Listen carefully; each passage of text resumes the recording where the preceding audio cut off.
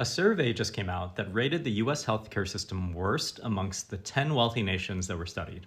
So the study was done by this Commonwealth Fund, which has actually been around for over 100 years, but for the last 20 years has been doing this survey which ranks healthcare systems against each other. So as a doctor and American, surveys like this worry me, and as a patient and consumer of the US healthcare system, they should worry you also. You can see that some of the main reasons that the US came in last were poor marks in accessibility, healthcare outcomes, administrative efficiency, and equity.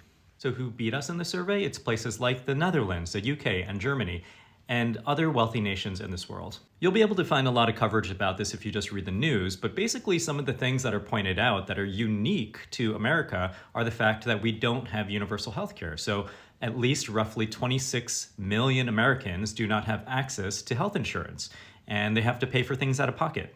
It got cut off at the top, but basically Americans also have the shortest life expectancy in all of the 10 countries studied. One area where the US is exceptional in the survey is that we have the highest rate of preventable and treatable deaths. Amongst those 10 developed wealthy nations, the US spends the most money out of all of them on healthcare, but we have some of the worst outcomes.